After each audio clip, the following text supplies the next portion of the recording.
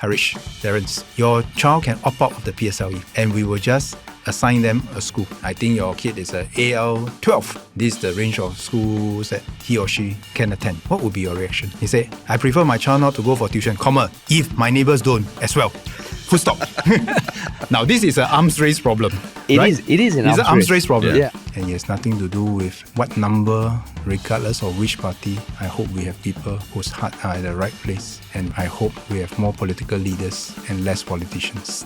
The writ of election has been issued, and boy, oh boy, do we have something cooking.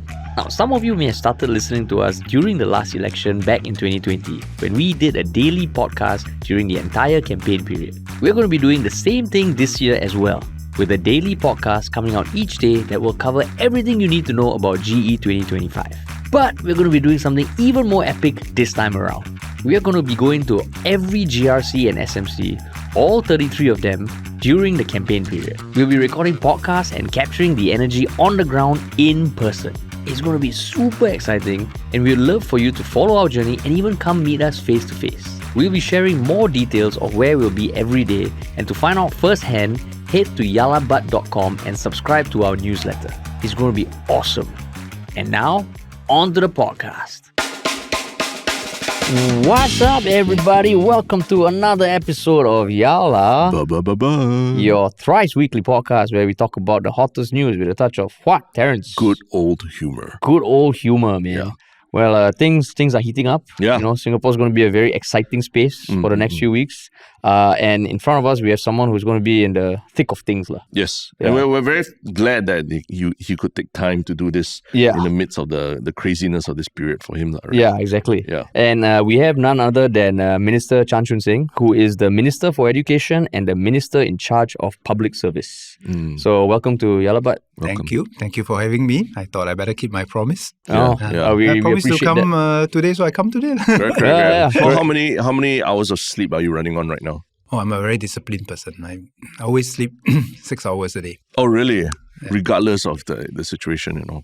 I'm an infantry soldier. We sleep anywhere, everywhere. Even when the truck is moving, the plane is moving, we can sleep. So 6 hours in total, or like as long as you accumulate 6 hours over the course of the day? No, I always try to discipline myself by having continuous rest. So the routine is quite fixed. Once I get my kid to sleep, it's usually around 10, 11 o'clock. Then you go and complete your work. And then by 6, you get up because you have to send the kids to school. Or even if I don't have to send them to school, then, you start the day. So it's quite routine. Yeah. Quite boring maybe to some people. I mean, you sound super calm for, the fact that elections are around the corner and everything.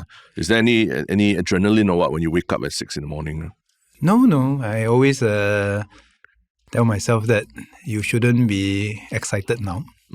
I learned this many years ago, in 2011 when I first joined, and then we had a walkover. And then people laugh at us. You say, well, you got walkover, you are in Tanjong Pagar, so you don't have to work very hard. So we made a promise to ourselves that we will work hard, we will work consistently, but we will not work harder just because the election coming, or we will not slack just because the election is over. Yeah. And my team always know this, that our motto is this: if we have to work harder when the election is coming, it means that we have not done enough and we have not done our work conscientiously over the last 5 years. And my team always know that during this period, I may have to be called to do national duties. And so it's not possible for us to go and just focus on our own constituency. So this is why I learned one thing very early on, that I don't like people to say that, oh, I only see you because the election is coming. Yeah. In fact, I like to achieve this whereby if you walk around, as I do now, where I walk around my constituency and say, oh, good to see you again. Yeah. Or if they say, wow, so long never see you. The last 2 days, where have you been?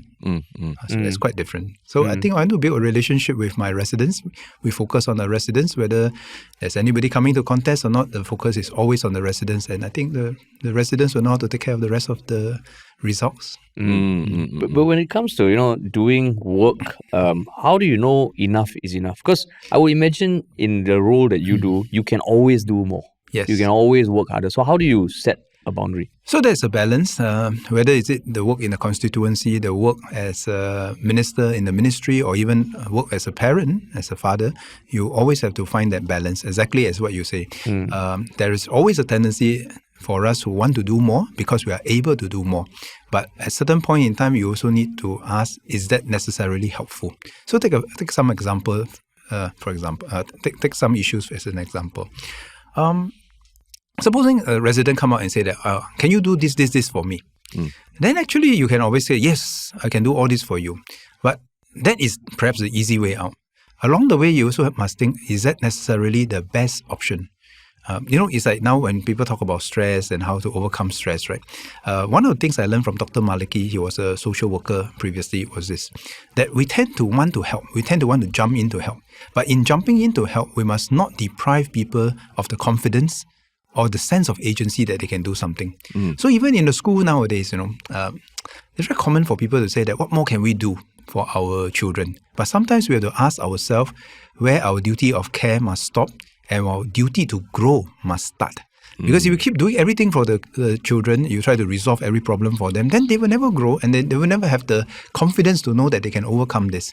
You see, every time we are faced with an obstacle, it's a learning moment, right? Yeah. And if we can overcome it, the next time we face the same obstacle, we are much more confident. But if we keep depriving our children the opportunity to learn, then even having so-called having gone through the experience, they won't feel very confident that I can do this on my own the next time. And that is one of the things that I'm very conscious about.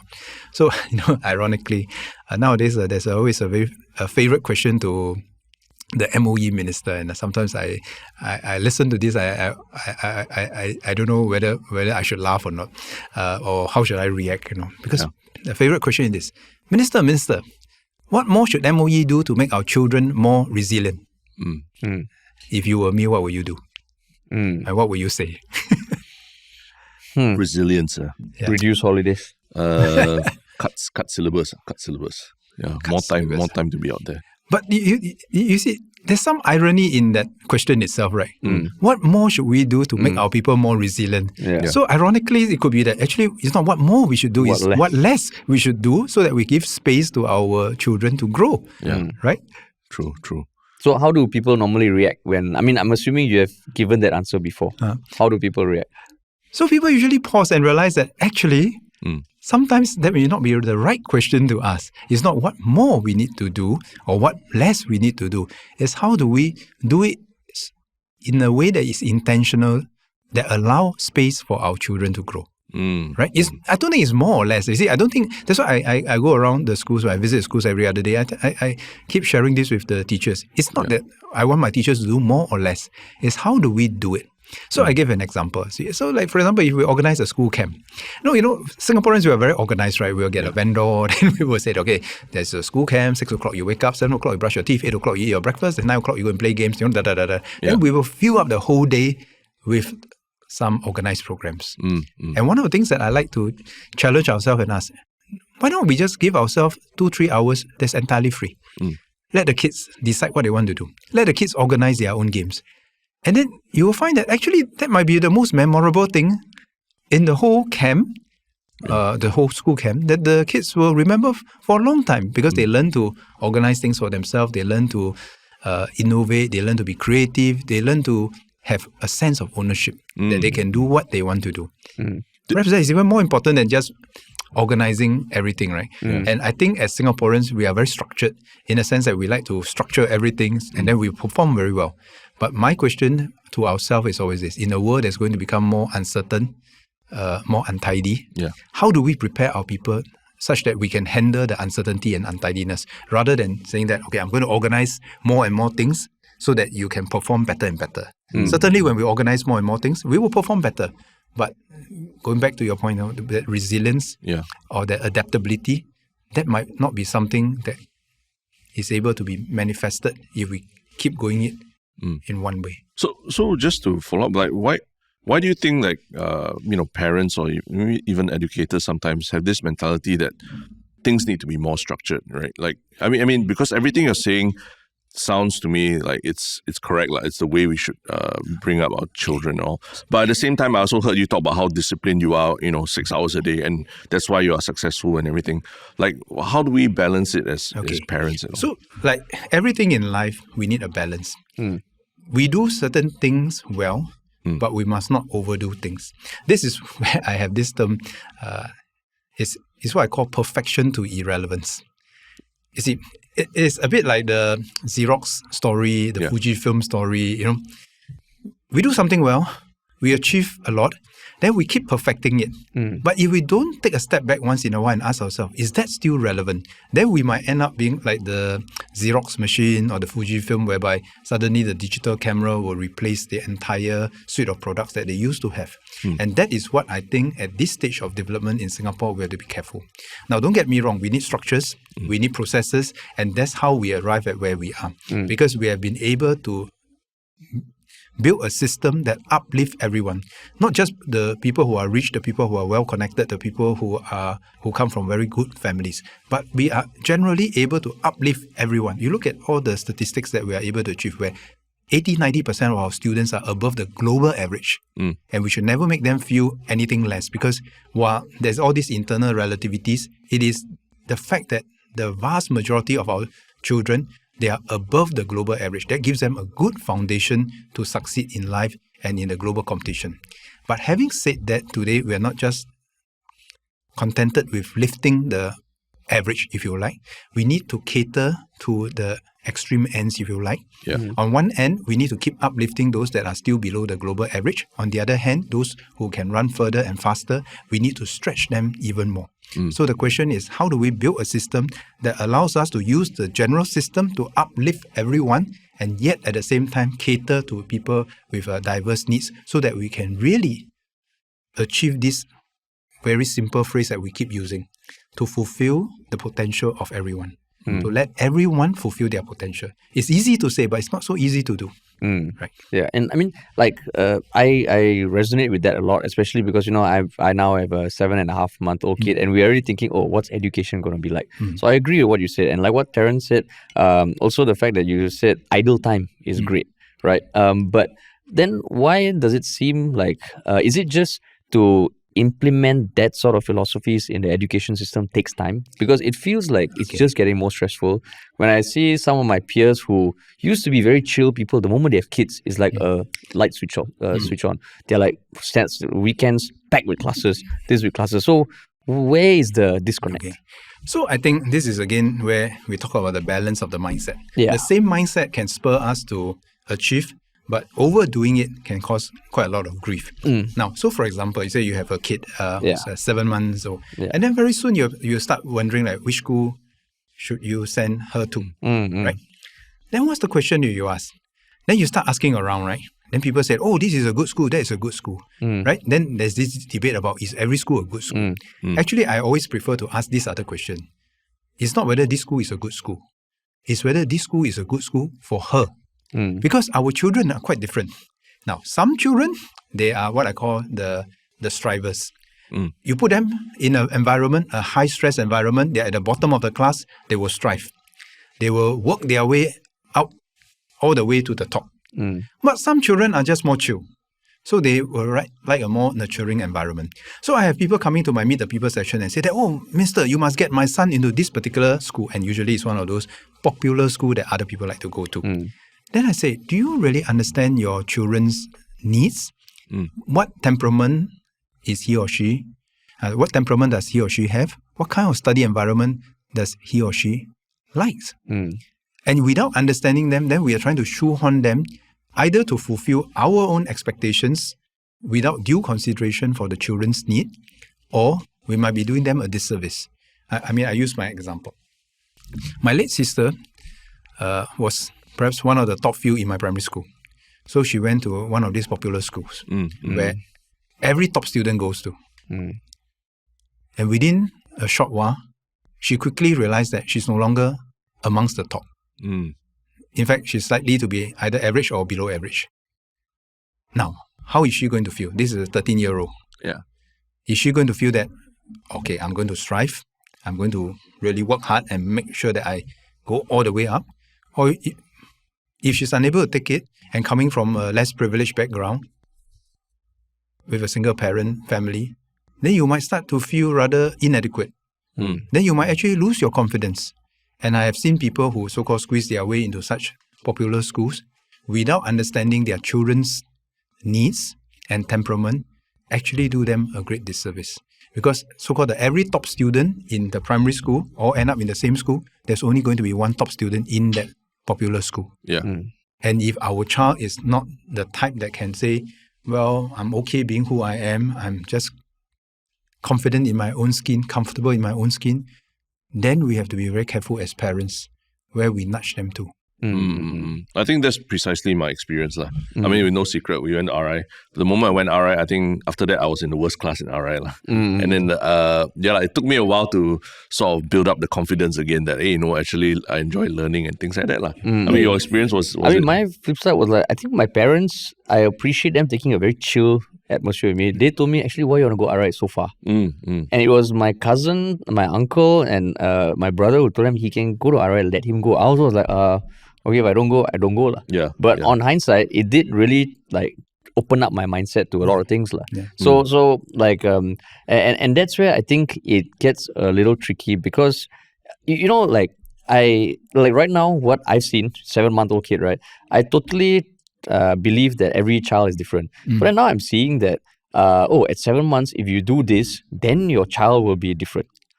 Then it gets earlier and earlier. So we get caught up in this either arms race or we get caught up in trying to fulfill someone else's expectations. And I would say that this generation perhaps have it tougher than even the last generation. I used to say, I used to joke that once upon a time, we only get embarrassed once a year. During Chinese New Year, Hari Raya, Deepavali, you go and visit your relatives and you stand in front of them and say, hey boy, what's your result? Which school are you in? So you're like once a year, you like stand down there, don't know where to hide your face and so on and so forth. Nowadays with social media, every moment, everybody is incessantly comparing themselves with one another. And that's why sometimes I jokingly say that, we all take turns to make each other unhappy. We all now like to post on social media, right? Every one of us like to post our most beautiful picture, the nicest food that we eat, and the nicest experience that we are having. But guess what? When your friends in the same class look at it, there'll be one person down there who says that, hey, why am I in a dump? I'm not eating this kind of food. I'm not having this kind of holiday. And then guess what? After that, there's this psychological reaction, right? That says that, wow, I better go and try and outdo this other person in some other dimensions. And then we cause another problem because we now start chasing the extremes. Being normal, being average is no longer good enough. So we start to normalize the extremes. And in normalizing the extreme, we become more extremes.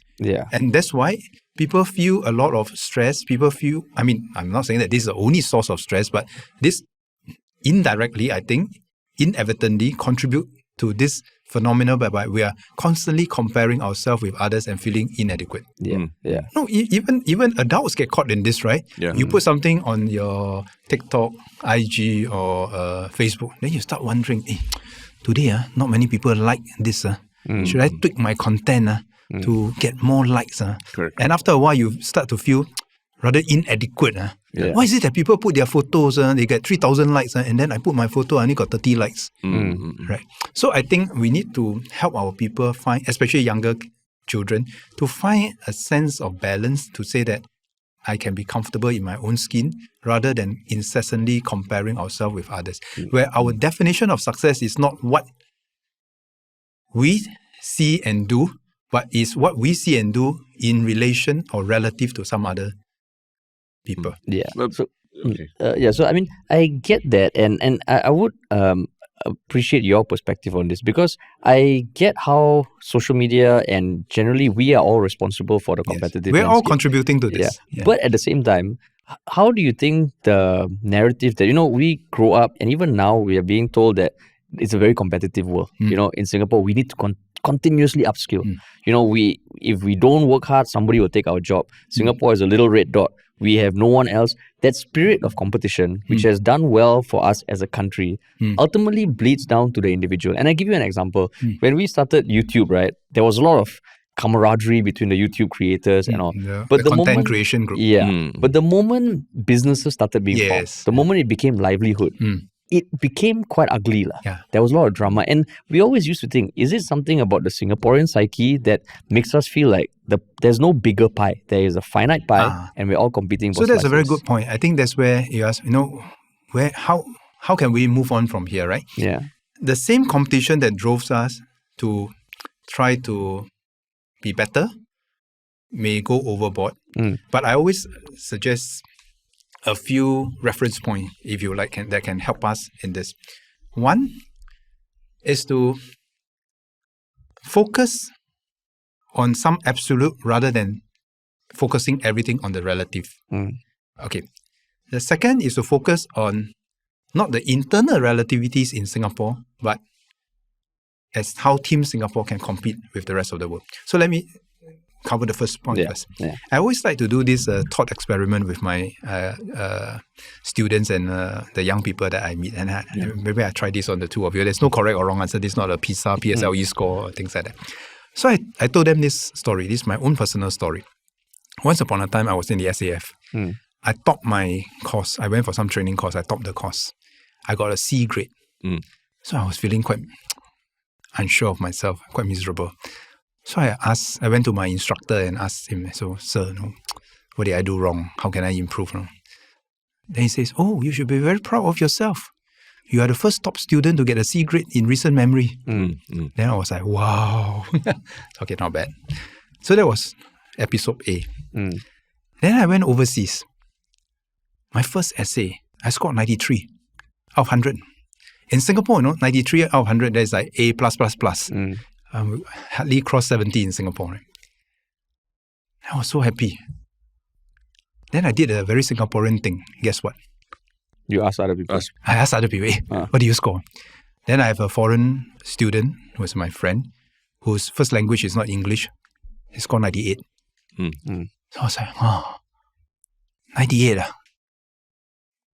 English not your first language. I said, what's wrong with me? So now I ask you this. Now, supposing you were me. Between scenario A and scenario B, which one you prefer? 100. Being the top student and got a C, or being so-called maybe not the top student and got this A++? Scenario A for me. 100% scenario A, because you can flex on it on LinkedIn. You see? So you all belong to the relativist school of thought. So you see, that strives you to work very hard, just like my generation. But it can also be something that will keep stressing you, right? Yeah. But on the other hand, so long as you are the one-eyed Jack in the kingdom of blind, right? But if that is the only perspective, then it's rather inadequate, right? Then so long as other people do worse than me, I'm okay, right? That doesn't seem entirely right? On the other hand, the scenario B also doesn't seem right? You seem to have done very well, but so long as someone else is, even if someone else is better than you, because they might have a different yardstick. And my instructor in scenario B told me that, Chan, it's okay. In this particular course, you are one of the few foreign students that can speak English, so we mark you according to that standard. The rest who didn't speak English, we mark them according to another standard. And then if we go on the scenario B and then we are just happy, then we might also get into another problem, right? But I thought it's a very useful thought experiment because in today's world, many of our people are caught in this. If I score 93, am I happy? Then the first question is that it depends on what other people score as well, right? And that's why, in my generation, we always have this situation, right? You score 97, right? Yeah. Then you go home, right? Then your parents ask you, why do you lose 3 marks? Yeah. Then, okay, it depends on what kind of kid you are. Yeah. If you are I will strive and I will make sure I score 100 the next time. Okay, good for you. But then there will be other kids like, what's wrong? I tried very hard. Yeah. I scored 97, but instead of focusing on my score of 97, you focus on the 3 marks that I have lost. So you see, this drive for perfection, it can be a positive energy. But if we overdo this, then we become quite miserable. Then the other point that I would like to share is that, it's not, in Singapore, I really want to change this perspective, but it's going to be not that easy. Our real relativities are not internal. Our real relativities are with the rest of the world. You look at our PISA score, you look at whatever math and science score, 80-90% of our students are above the global average. Then it pains me to ask ourselves, why do we make our students feel inadequate? Especially those that goes to maybe the IT and poly, right? Why do we make them feel inadequate? They're actually above the global average, right? It's not, our gap is not because our people are not doing well. It's that even the one that are relatively not doing as well academically in our system is about global average. Is that the other end, and we are very happy for them, they have done even better. So there is a gap, and of course we would like to keep pushing up the bottom. So we keep saying, right, we don't cap the top, we keep lifting the bottom. And that's how we have moved along. But the same force that propels us forward must not be the same force that will shackle us with this mindset that we are always caught in this internal relativity. Like today, should we worry about foreign competition? Of course, we should be worried about foreign competition. But the real foreign competition is not the one here, it's the one that is not here. Because they will be the one that will take away our lunch if we are not careful. Right?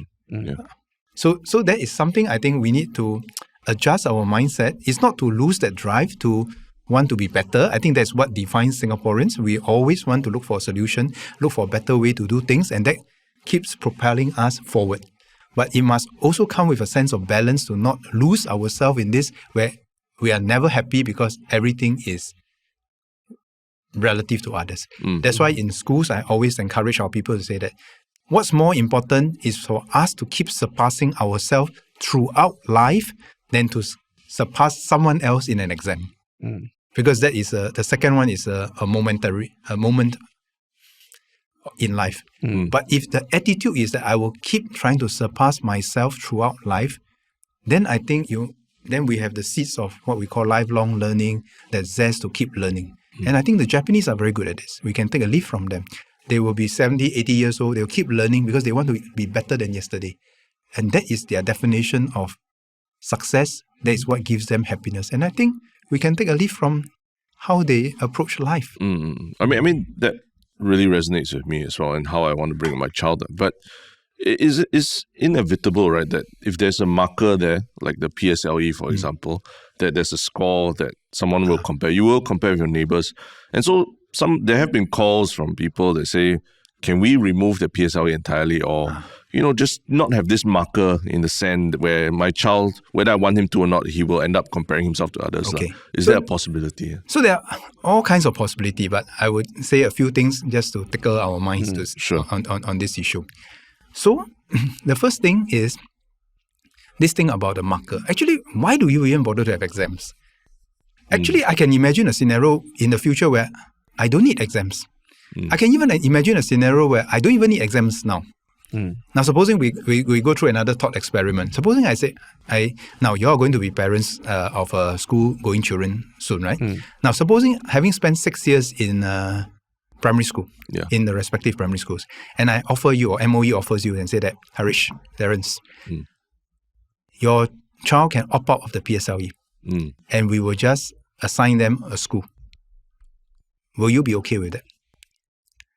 Because now, the teachers are professionals, right? Yeah. They have seen your kids for the last at least 6 years. Yeah.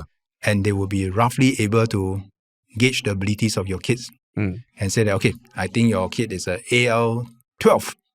And this is the range of schools that he or she can attend.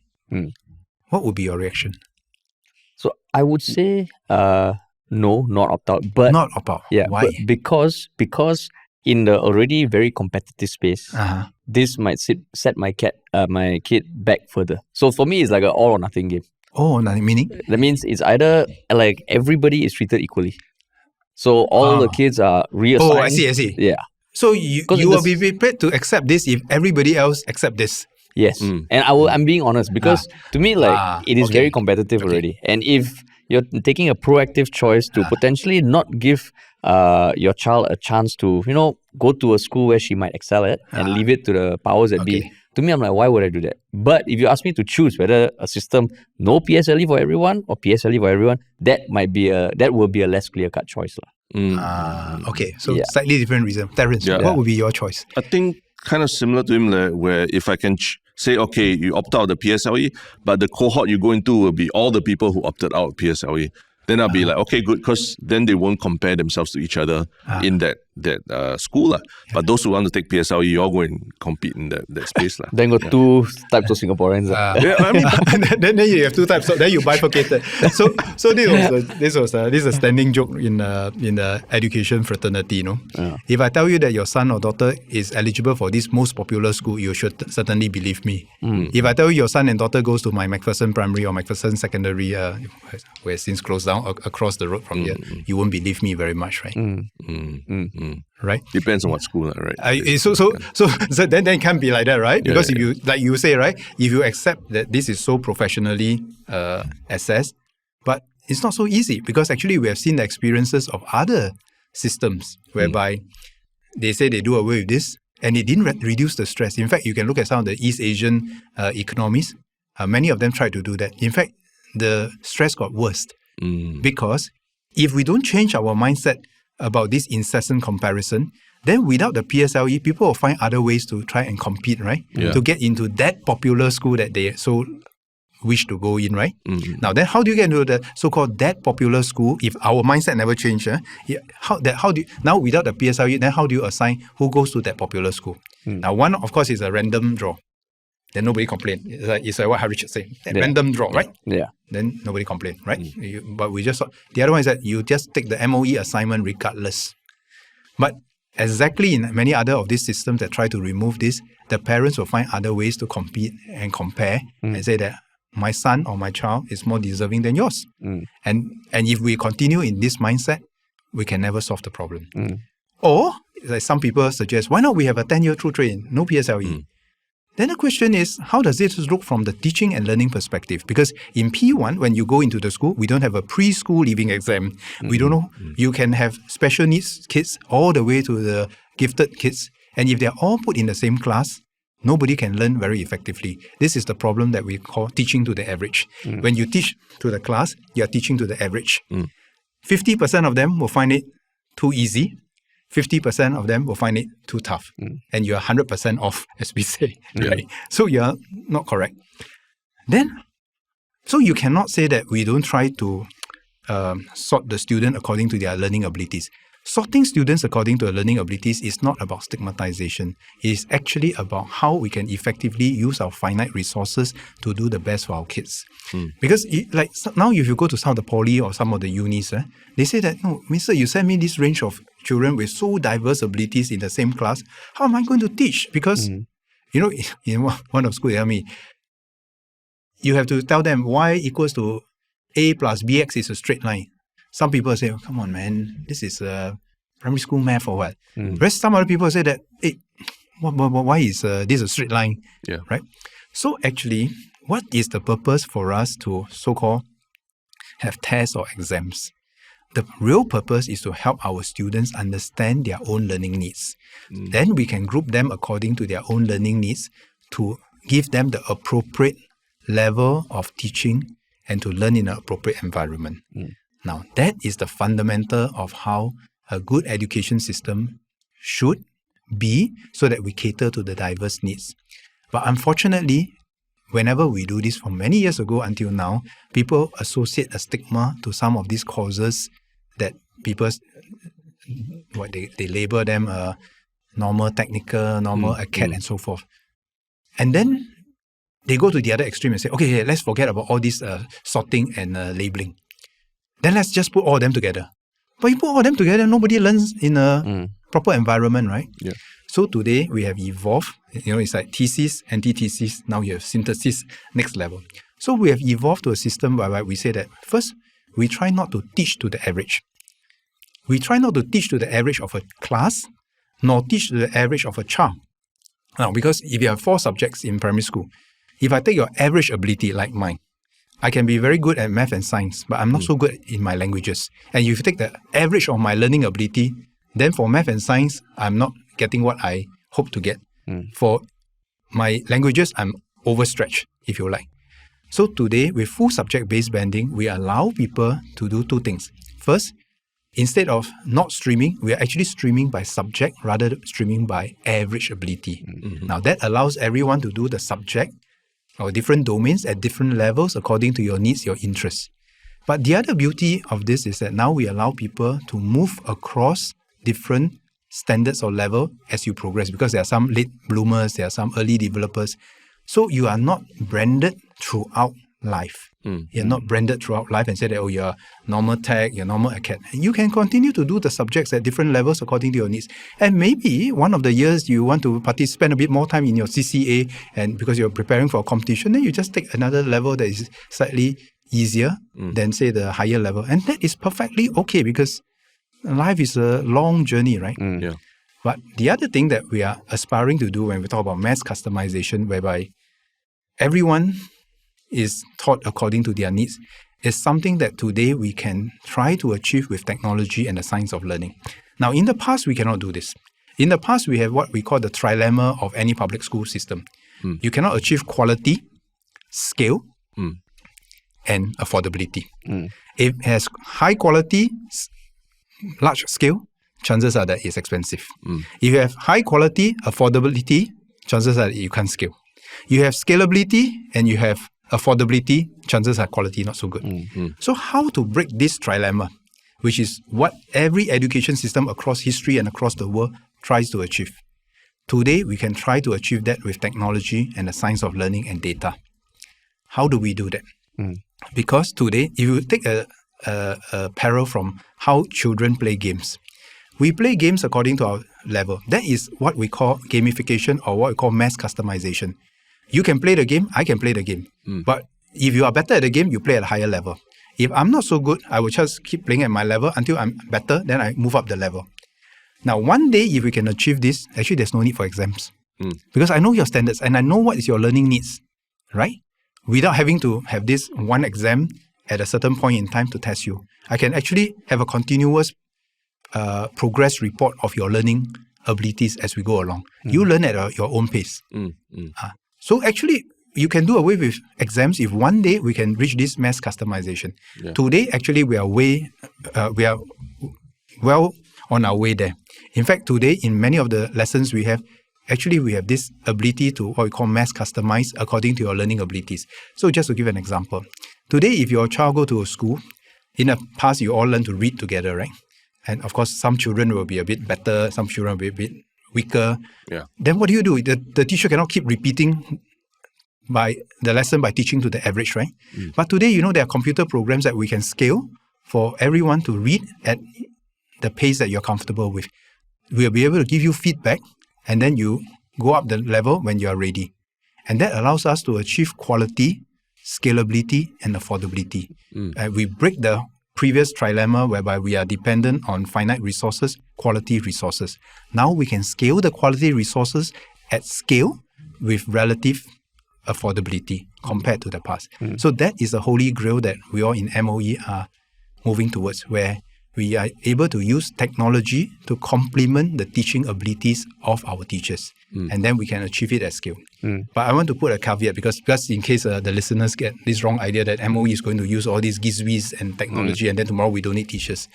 Actually, the most important role for the teachers now in this new environment with this new technology is be able to apply the technology intelligently and appropriately to the children. Why do I say that? Two of you have two different kids. I'm very sure they will learn in different ways. And I can be very sure that if they have a stable home environment, which I'm sure you will provide them with, then allowing them access to technology will complement their learning, and they will learn faster and better. But we have also enough experiences to know that if a child comes from a not so stable home environment, the first thing the child needs is not high tech. The first thing that the child needs is high touch. We need to stabilize the family environment, the social emotional foundations of the child before we even give them the technological tools to complement their learning. And this is a very important decision. And this is why I don't have a one-size-fits-all rule on whether to use technology for this class or that class, because the teachers, the professionals, are the ones that have to make this judgment on how much technology, for what purposes, at what dosage, and so forth. So this is how we see the future of education going forward. But coming back to your question about the stress, we must also understand that there will never be a situation whereby we can remove all stress. And it's not realistic. And I don't think we want our children to grow up without any stress at all, because that's also unrealistic. That doesn't prepare them from the real world. What we want to do is to make sure that every time when they encounter an obstacle, they are able to overcome it, perhaps with some help from us. But the next time when they encounter the same obstacle, they must have the confidence to say that I can now overcome it myself. So to me, mental health is a bit like fitness. Sometimes it needs a bit of training, sometimes it needs a bit of help, but we all can do something to, if you like, increase the level of fitness. Right? And it's not a shame to say that once in a while, some of us need a break, some of us need to step back a bit, and then we just go at different pace. That's all. But like how do you square that philosophy of hyper customization for learning with you personally and even human nature? And I say that because if you look at social media right now, everyone's feed is customized to themselves. That has a whole bunch of social consequences that are negative. And I mean, you coming from the army, like I don't think your IPPT was customized towards you, right? There were certain things that like it was clear to everyone. This is the standard. Not everyone will be successful, but that is the way of life. You can set the standard to aspire people, but you can customize the training. So for example, take my own BMT example. Last time I can do 0 chin-up when I entered the army. So my Incheck will customize and ask me to go for remedial training. We call that customized training. We go for remedial training. And credit to my Incheck, right? Nasir, I still remember his name. He's a bodybuilder. He will know that, okay, I'm actually not too bad for running, but my upper body strength is weak. So he can customize that according to me. So, of course, we have a baseline PT physical training for the whole company, for the whole cohort. But my Incheck is also, even without technology at that age, was able to say that this Chan Chun Sing is what we call a 0 fighter, 0 chin-up, right? He said, okay, so after that, I'll give you some extra coaching to do this part. Now, that is customization. So it doesn't make everybody not everybody does the same thing, because not everybody needs the same thing. There's a baseline for everyone, and we don't customize the standards. We customize the training. But you know that once you reach this standard, okay, you are okay. Or if you are not at this standard yet, then we try to customize the training to help you to reach that standard. But do you think you would have been able to do chin-ups without Encik Nasir? Because I mean, like looking from your trajectory, you seem very ambitious, very driven, very disciplined.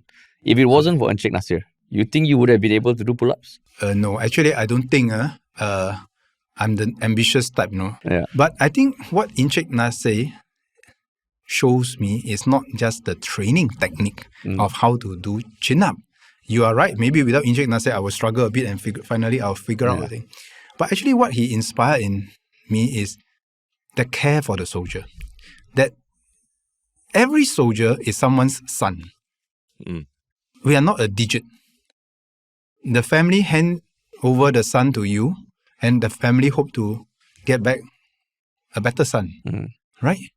And when Encik Nasir is prepared to say that I spend a bit of time to just coach you, it sends a very powerful message, the kind of culture of care and development that he wants to inspire us, not just for us to do well, but for us to inspire the next generation to do well.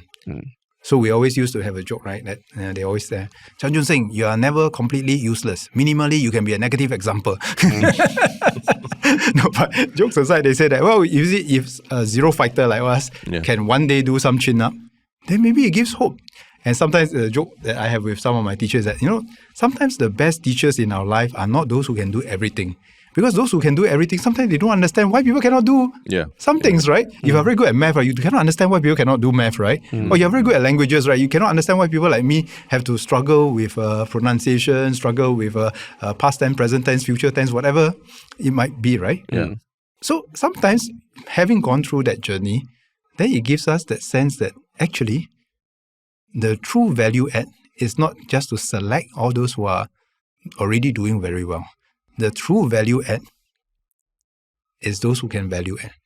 So it's like some of the popular school principals, right? When I see them, right, I always tell them this: hey, don't you come and tell me that your school results very good, no?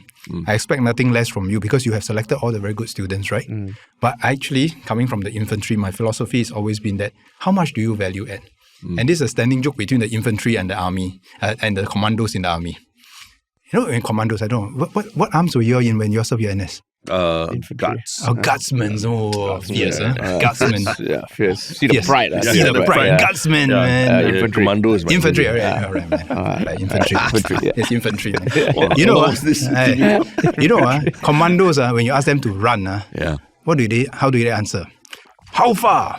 How fast? Correct. These commandos, right? Yeah. You know, infantry, when we ask people to run, our first answer is why? Right? We have a motto. Can walk, don't run. Can stand still, don't walk. Can sit, don't stand. Correct. Can rest. Don't sit. Go rest. Right? Yeah. Can eat, you eat. Can sleep, you sleep. Yeah. So you see, different people have different motivations. Different people need different kinds of motivation. But our real value add, whether is it as commanders in the military or as teachers in the education fraternity, our real value add is how much you value add to the person's starting point. It's not whether the person performed well or not, right? Yeah. That's why a lot of the schools, we have many teachers in many of our schools, they feel a lot of pride. They are not in those most popular schools where the students are naturally brilliant and hardworking. But for them to touch the lives of someone whom nobody looked up to and change their lives, I think that's what gives us joy.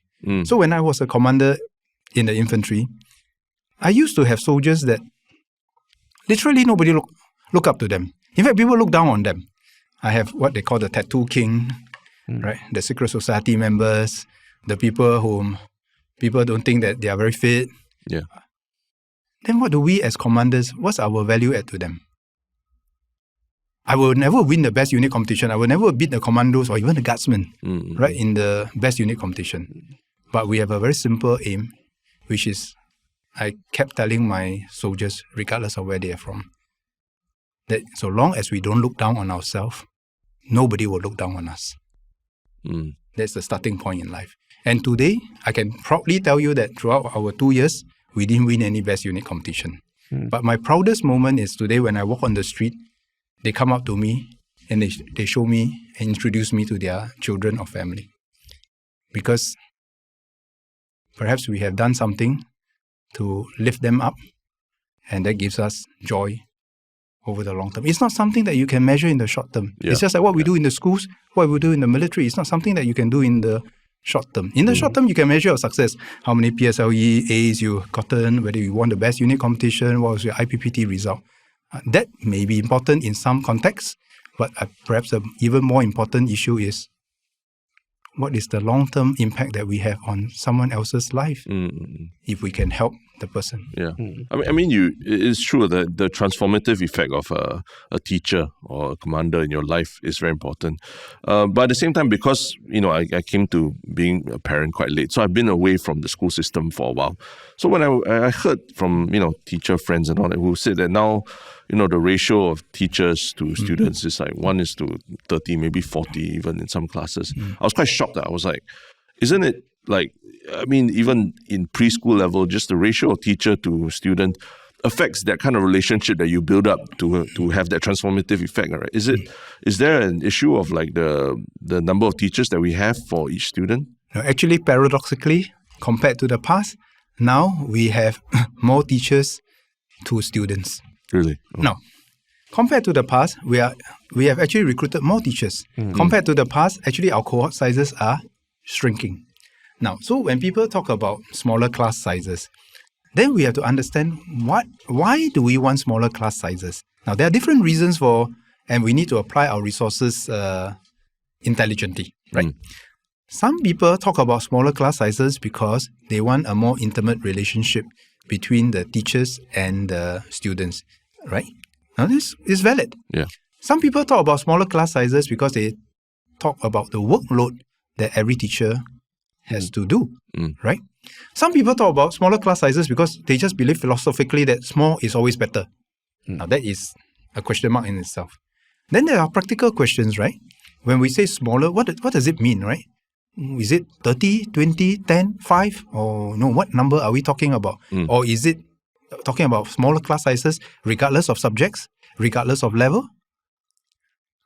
Not so clear-cut, right? But from this little simple thought experiment, then we will quickly realize that there are a few data points. Now, in terms of at a system level, what's our number of teachers to students at the system level, at the macro level? Even we benchmark ourselves with all the OECD countries, we are relatively about the same. Compared to the past, we used to have one form teacher per class for the social-emotional development. Now, for many of the classes, we have two form teachers, especially for the lower levels, right? For the lower levels, in primary 1 and 2, we have smaller class sizes. Then as they go higher, actually, we paradoxically have larger class sizes. And today, with technology, some classes are even beyond 40 and 50 because you might do hundreds with technology to scale. So when we apply the resources, we applied it in an intelligent manner and in a targeted manner. It's not about having smaller class sizes generically, right? Because today we have special needs officers, we have counselors, we have many of these appointments that in the past we never have. But having said that, of course, today the needs are also different because in the past we will never expect there to be a school counselor, a special needs officer, and so forth. In fact, today we are able to diagnose or classify a student, whether it's special needs and so on and so forth. I don't know about your time. My time, we have primary 7 and primary 8 students. We never call them special needs. I mean, we have primary 7 extended, primary 8 mono. But they all get thrown into the same pool. And my form teacher will have nobody else to help her or him in P6. And they will do everything. But today, we are much more specialized. But even as we increase the manpower, we need to watch the quality and we must make sure that we do not dissipate our manpower increase indiscriminately. So in fact, you talk to some of the teachers, sometimes different classes, you need different modalities. Whether it's not a small class size is always better for everything. Some classes, you need interactions and you need group work and so on and so forth. So today, that's exactly what we are doing. We need to make sure that we alleviate the workload of our teachers by complementing their capabilities with technology. We need to apply our resources intelligently across the different class needs, and we make sure that we help them according to their needs, rather than fritter away our resources on this generic, smaller class size, which doesn't necessarily do justice to the resources that we have. Because at the end of the day, today MOE is recruiting roughly about 2% of every cohort. So, and that's based on the current way of organizing. So when we say that we have, supposing we halve the class size, indiscriminately, overnight, then what are we going to do? We need 4% of every cohort. Now, that's a lot. MOE is already one of the largest employers, and you cannot increase this without compromising quality. Right? So we need to be careful looking at the studies and experiences of other countries. When we try to increase, is it possible to increase? Is it possible to increase without compromising quality? Because sometimes the quality matters even more than the quantity. Then there's another way to look at it. In some other places, they said, the teacher have smaller class sizes. Then they teach more classes. That doesn't help the workload of the teachers, right? Because at the end of the day, it's still the total that matters, right? Then in some other countries, they said, maybe we should teach less. Now, that is possible. But actually, when we benchmark our syllabus compared with other countries, we are actually at about the same level, and sometimes we are less. Right? In fact, some parents are asking us to do more. Right? It's quite paradoxical. And actually, I've been asking some of our schools in the secondary school especially to do less. Because I want, go back to just now where we were talking about, we want the children to have greater agency. I used to remember that in our school, when we have CCA, it doesn't mean that every CCA has a teacher supervising them. Sometimes the old boys will come back and help. Sometimes the seniors will come, watch the juniors. And it's part of our development. But today we are very structured. Sometimes we need a teacher to supervise, a coach to supervise the kids. And that's where we have to rationalize some of these things so that we don't waste the precious finite resources that we have. So I can understand the intent when people say that, we want a more intimate teaching environment, we want to alleviate the workload of our teachers.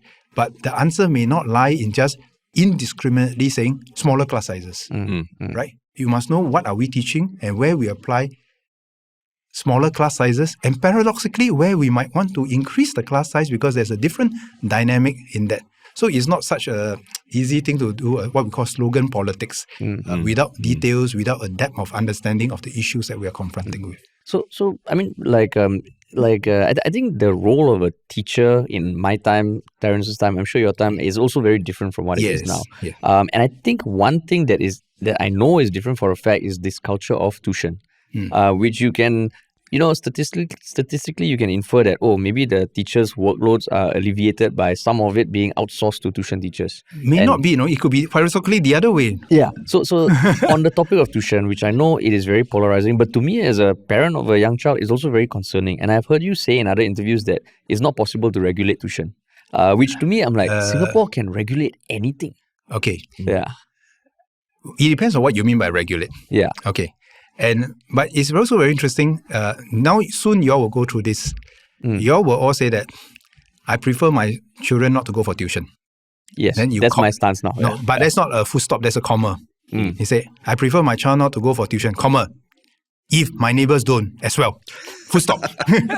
Now, this is an arms race problem. It right? is an arms race problem. Yeah. You see, in my time, if you go to tuition, you're in trouble because chances are that you're not passing your exams. I mean, obviously for our time, all the early parts, after a while, the arms race started. I think it started. Okay, so I think maybe slight difference in generation, but you can see the shift, right? Yeah, in the past, you go to tuition because you're really not passing the exam and you really need extra help. But today, people may be going for tuition not because they can't pass the exam, but they want to do better. Yeah. But there's nothing wrong with wanting to do better. Don't get me wrong. If you want to do better and if the child is motivated to want to do better and want to seek help to do better, I think it's okay. But there are two things that are not so okay. One is that we start to push the children to fulfill our unfulfilled aspirations. Then the children they are living in our dreams rather than their own dreams. Yeah. And that's quite sad.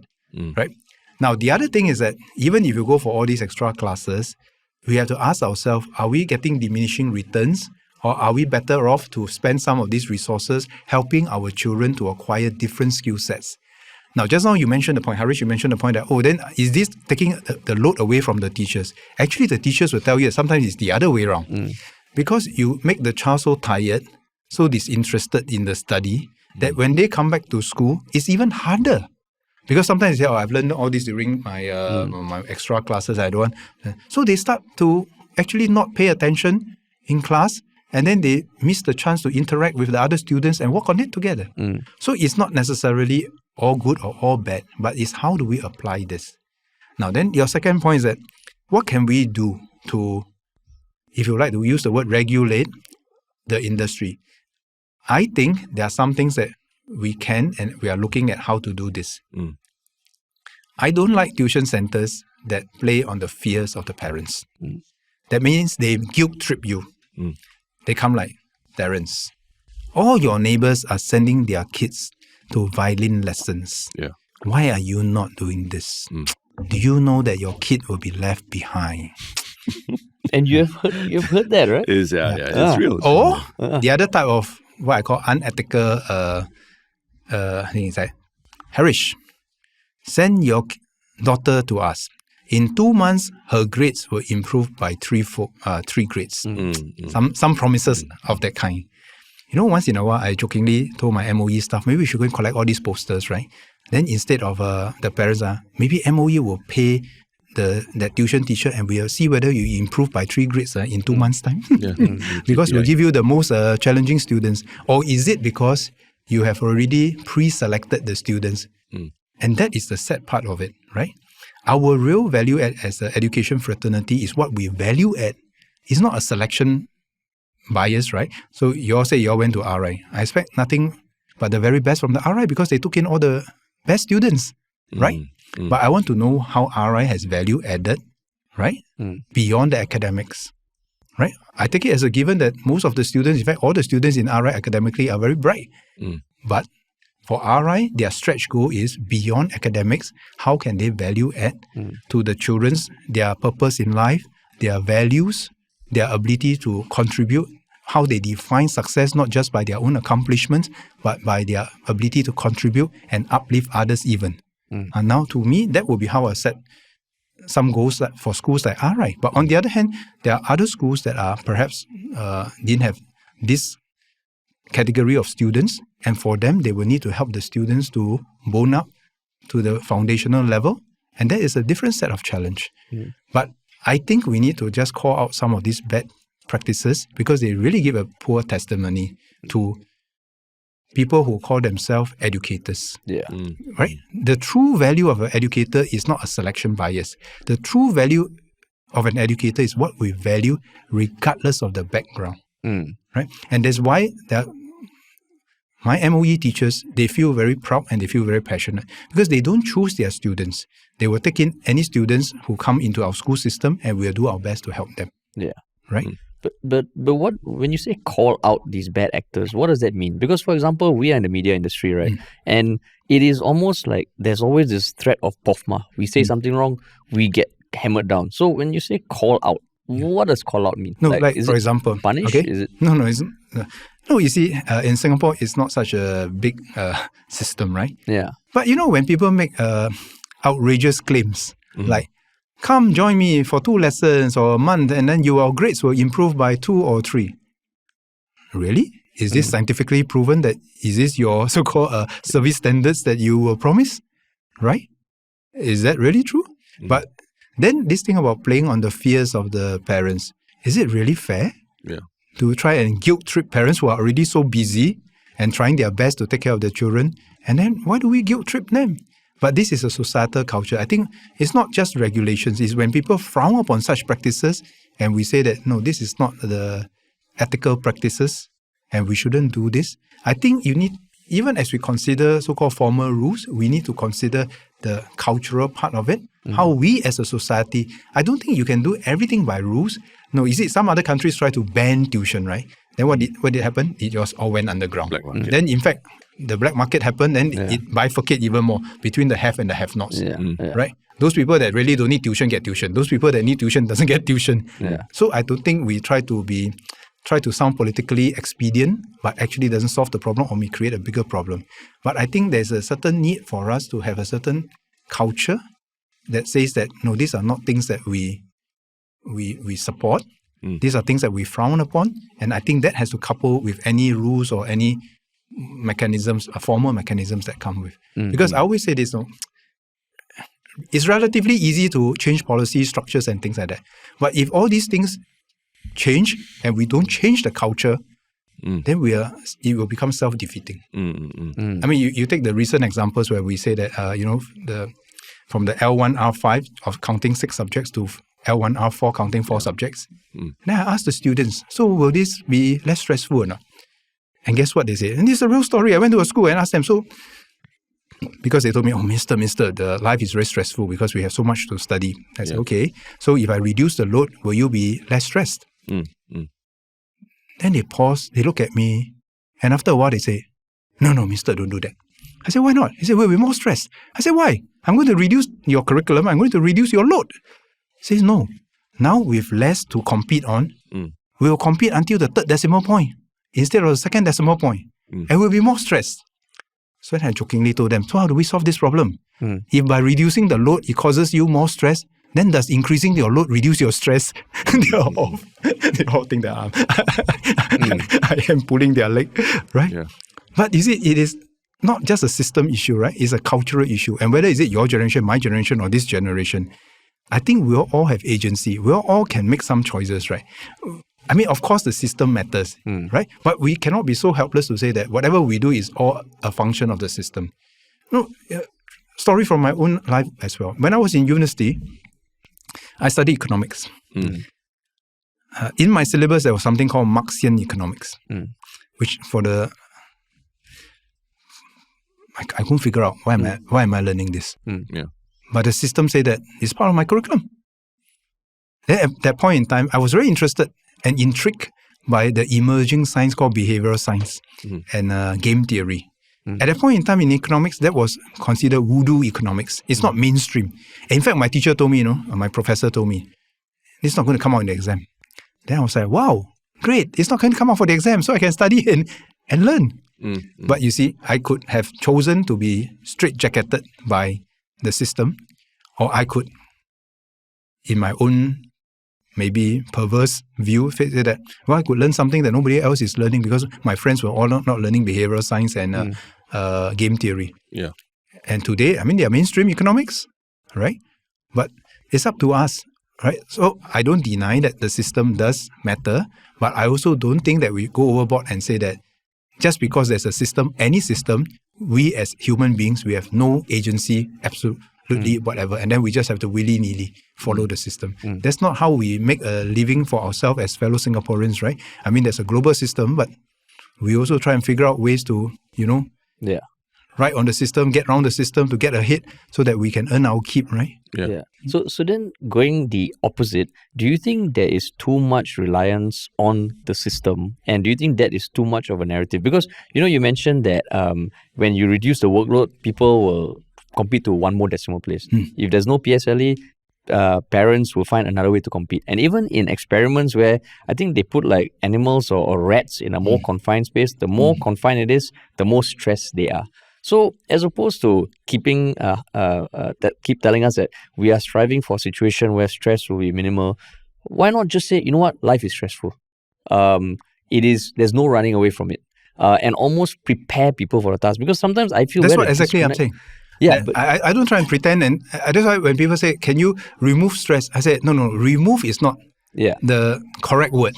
Yeah, you can say alleviate, you can say minimize, but actually there's an optimal level of stress, and we must prepare our people for this.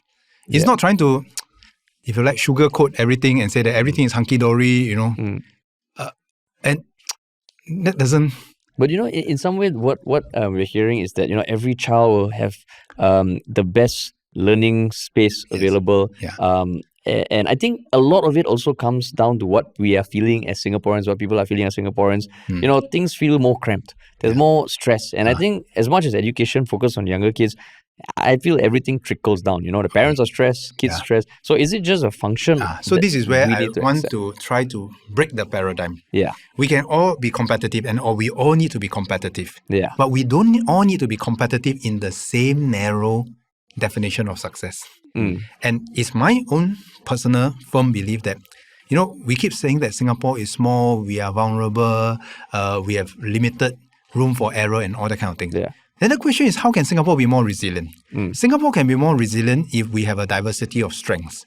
And this is where I want an education system whereby we develop this diversity of strengths. We have a common base of foundational, whether is it math, science, and whatever not. We have a common base in terms of the kind of value systems, the ethos, the learning culture that we have. But we need to develop different skill sets so that we have the diversity of skills. And that's why I kept telling this story about the US Special Forces. Many years ago when I was in the US for military training, I met some of these US Special Forces guys. And I was very intrigued how they choose US Special Forces. Most of us who are not familiar with this would think that the US Special Forces chose their people on the basis of the size of their biceps. Actually, it's not true. I was told, I don't know whether is it true, but I was told by at least two of my US Special Forces friends that in order to join the US Special Forces, you need to have one special skill set that very few people have. Or maybe you are the only one that have. And they want people with different perspectives. And these are the guys that come up with the plan that will go and catch Osama bin Laden. They have come up with unorthodox way of solving problems, thinking about it. And that gives them that diversity, that gives them that resilience. So whatever problems you throw at them, they have people looking at it from different perspectives. And I thought that is something beautiful. And I want to see a day whereby in Singapore, we have a common base, a common solid base that we have now, but we have the confidence to pursue that diversity of strengths. So that when we are hit with another COVID, another tariff crisis and whatnot, we have different people with different skill sets that we can compose, like the Special Forces, and overcome the problem. So how do I marry this, as what Harish was saying that? Okay, so we have a solid base now, right? Now, upon that solid base, we need to build some of this diversity. So just to give you some simple thought experiment and simple things I'm encouraging the schools to do. Say 40 kids, 40 weeks in the school year. How about this? Every week, one child will stand in front of the class and teach the whole class something that they don't know. Very simple experiment, right? But it's very useful to think along the following lines. Because how will you pass this test? You can only teach the whole class something that they don't know first by making sure that you know what they don't know. If you know what they don't know, then you must talk to them. That means you must connect with them. You must deeply understand them. And this is the kind of mental model that I want every Singaporean to have. Because next time when we deal with the bigger countries, when we negotiate with other people, tariff or not tariffs, we must know what people know, what people need, what people have, what people fear, what are their concerns, what are their aspirations, in-depth understanding. Then I want every child to have a confidence, the confidence to say that, hey, I got something that people might not have. And because I got something unique, I can bring something to the table. Right? It's nothing to do with whether my family is rich or poor. It's the fact that I have something that I can bring to the table. And because of that, when the class of 40 all have different strengths and each of them can feel proud of themselves, can feel proud of their contributions, then I think it's a very different society. Then I think we can be both having a high base from the structure that we have built to allow us to be at a high base, but yet at the same time from the high base, we have different green shoots of growth in different directions that allows us to have that diversity of strengths for our collective resilience. So that is what I hope to see. And this is what I also learned in my university. In my university, how do you score good grades? In many universities, the way to score good grades is that you must answer questions. Then I say, hey, that's passé. That is called answering yesterday's question with yesterday's answer. Actually, I want my people to be able to find tomorrow questions ahead of time and find the answers. And that's why I learned one trick from my university. There was this one particular exam, one particular paper. It's very simple. The usual economics exam is 3 hours, 4 questions. 45 minutes per question. You write as much as you can until your hand cramp. Then I say, but there's this one paper in my university. 4 hours, 1 question. And the question can be as simple as this. Discuss inflation. You can write 1 sentence. You can write half a page. You can write 10 pages, as usually Singaporeans would do. But what are they looking for? A new perspective. If you regurgitate, and this was before ChatGPT and this was before the internet came about, you can go to the library, you can go and regurgitate every known theory about inflation. At best, you will pass. But you will not get first class honours. But if you can come up with a new perspective, having synthesized the existing known knowledge and come up with a new perspective, then you will get your first class honours. And that's what I challenge all our universities to do. Answering yesterday's question with yesterday's answer, okay, pass. But I want every university student, and they are the cream of the crop, I want every university student to remember this. First, you must make a new connection. You must help Singapore make a new connection. Don't go to the same place and take the same Instagram photo. Don't ask where your friends have been. Ask where your friends have not been. And because you can bring back a new connection to Singapore. Everyone try and create something new in your own ways to make a contribution. And finally, to make a contribution. Everyone can make a contribution. Then I think we will be at peace with ourselves and we'll be proud as Singaporeans. And we are not defined narrowly by just a set of grades that we got in a certain point in time. And this is a continuous journey that throughout my whole life, I can continuously find my strengths and make a contribution. Now, that might be aspirational, but I think directionally, that's where I want our education system to move towards. And there are small little things that we can do as educators. There are things that we can do as parents if we believe in this vision to go towards this direction. So the system allows us to have a high base, but the system must not constrain us and straitjacket us. And I don't think we blame the system for giving us the high base, because without that high base, many of our children will not even be able to command the kind of jobs and salaries that they have. So I mean, we've spent a lot of time on education, but because you mentioned certain things in your last answer, which I think are relevant to an aspect of adulthood that we're all grappling with at this point, which is the elections. You mentioned that as students, as Singaporeans, you want diversity, right? Diversity of skill set. Does that belief also extend to the political scene with regards to diversity of voices and opposition, and how that kind of, because it kind of reflects what you were saying we need as Singaporeans, right? Yeah. Okay. The way I look at a political system, I will say a couple of things. First, a political system is not an end in itself. A political system is a means to an end. the end of any political system must be to deliver a good quality of life for its people, a good quality of governance for its people. And I don't very much believe in whether you one party, multi-party, communism, whatever. You can have all kinds of systems and you can debate until the cows come home as to which system is better or not. And whether you have diversity of views or not is not so much as whether you have one party, two parties, or multi-parties and so forth. We have seen enough systems across the world, across history, where you can have great ideas coming from what seemingly look like a monolithic system, where is it the Communist Party of China, or you have some monarchy and so forth. Yet on the other hand, you can also see that even with a diversity of so-called political parties and so forth, you don't get good governance because there's no real quality of ideas. So I don't think, so the first thing I'll say that the end state is about governance, good governance, so that our people can fulfill their potential, can flourish, they can thrive. Then the enabling thing to do that is not so much as to whether you have one idea, one political system or not. It goes back to what you say. Do we have the robustness to test our ideas? Whether is it within the PAP as the dominant party or with the opposition parties?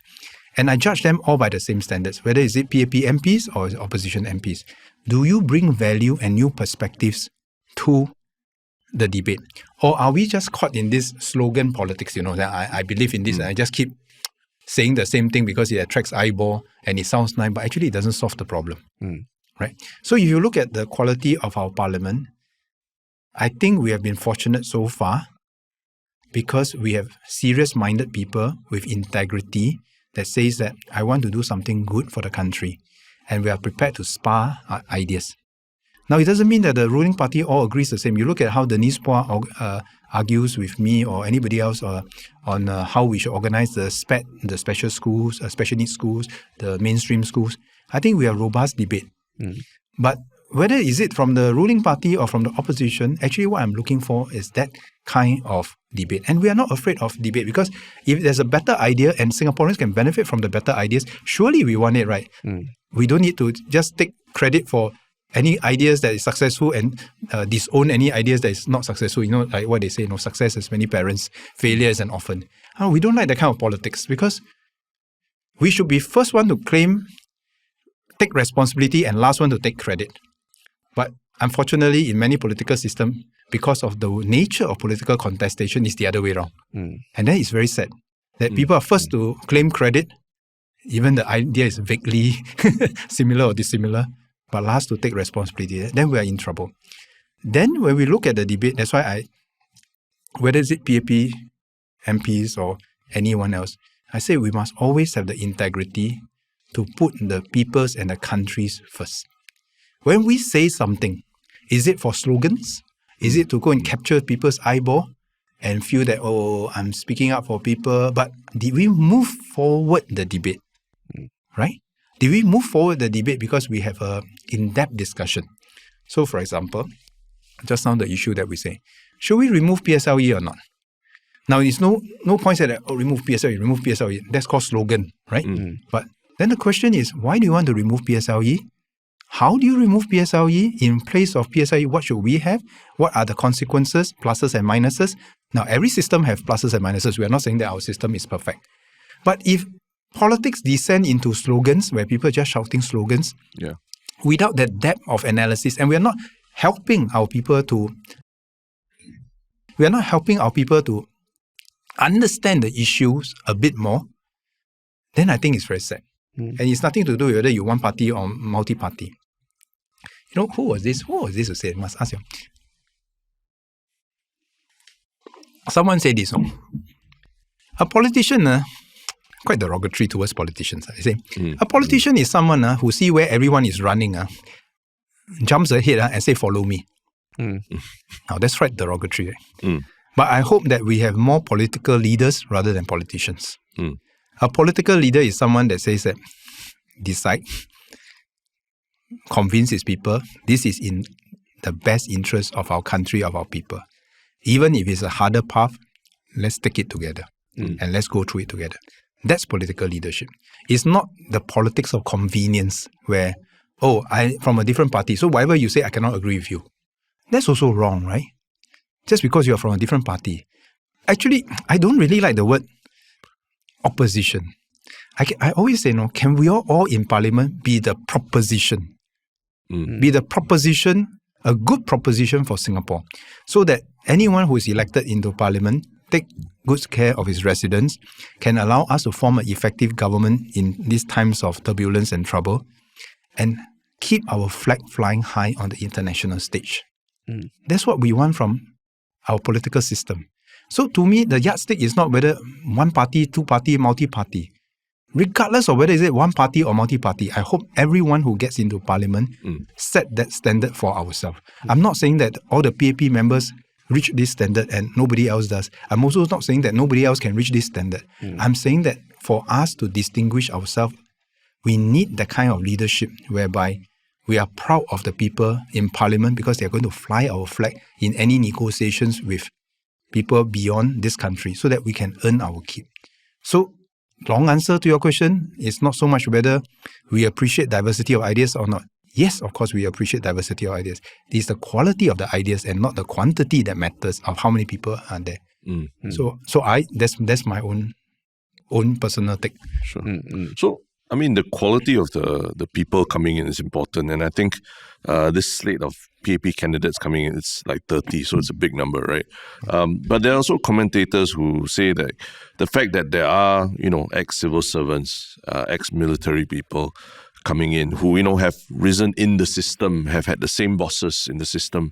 Now they're coming in and, joining parliament and all. Is there a fear of groupthink that where, that it's hard to say no to someone that was your boss for the longest time? So a couple of points to respond to what Terence said. Sure. It's a usual thing that people like to throw at us, right? Okay. So let's ask ourselves this. Who do we want to be in government? You want the best people, right? And is it a sin for someone who have served in the military or who have served in the public service that we should exclude them? Surely not, right? Yeah. On the other hand, does it mean that anybody who has not served in the military and not served in the government will necessarily be better? The answer is also not, right? So it all depends on the individuals, right? We are not saying that every military officer or every civil servant will do it very well. And in our history, not everyone have succeeded, right? On the other hand, it also doesn't mean that anybody who is not in this government sector come in, cannot do the job. That's also not true, right? So actually, we should look at everyone individually, and it's rather unfair to brand people just because of their background, right? And then we shouldn't have this double standard, right? If a Harvard graduate comes into the PAP, lemak, he's so elitist. Then if the Harvard graduate goes to the opposition party, wow, that's a star catch, right? If someone like me, whose English is not very good, joins the PAP, you say, lemak, the PAP standard drop. Can't even pronounce his words properly. And then if someone else joins the opposition, like me, join the opposition party, wow, he's so relatable. He speaks like us without the English twang. So I think we just have to be honest with ourselves, and we should have the same standards to judge every individual as to whether we think this is someone with integrity, who's honest, whom we can trust. Because we are not playing masak-masak, playing games, because whoever is there and the team is there is going to have to take care of the country and to take care of the people, right? And if we start setting double standards, then it's like what some other countries do, then the standards just keep dropping, because when you are the incumbent, everybody supports the underdog with a different standards, and usually it's a lower standard. Then this one becomes the government, then this one becomes now the new underdog. Then the demand or the normalization of the standards just keep going down. And after a while, the saddest thing in any political system is that nobody wants to serve. The people who goes in there they end up there for quite different reasons than serving the country and putting the people and the country before themselves. And we have seen that across history. We have seen that across different countries. When people joke that, why is this two old bugger trying to fight out one another, they should go and retire. Actually, the real joke is, why is there nobody else prepared to step forward? And I don't take it as a given that we will always be able to inspire people to come forth and serve. That's why we have to work so hard to keep our system clean, keep our system distinguished. Because imagine this, one day will you ask your daughter and son to join politics and serve? I mean, who if knows you what so love them, politics- if you so love them, will you? The scrutiny is tough. The scrutiny is tough. Okay, supposing even if they get past the scrutiny, the public scrutiny, will you ask them to join? I mean, if they really want to, I wouldn't stop them. Yeah. For what reason? Because I think, I mean, it's something I've experienced in my own life, right? You can be in a job that by all means is great, but if you don't have that flair for it, that aptitude or that care for it, it might not be the best thing. If you really care about politics, you really want to make change, it's going to be damn hard, but I would like to think I wouldn't stop them. And we cannot tell someone not to follow their passions because that's what we did. Okay, that's very good. Then the question is this. If you see a bunch of people whom you don't respect doing this job, will you ask them to join? You will say that, why don't you go and do something else that's a bit more respectable, right? When that profession loses the respect of its people, whether is it teachers, one of the things that I defend very hard is the respect for the teachers, because I believe if one day we all don't respect the teachers, nobody wants to be teachers. And same thing, if one day nobody respect the political leadership, no good people will want to be in the political leadership, not because you don't have passion, not because you're not capable, just like in many other countries.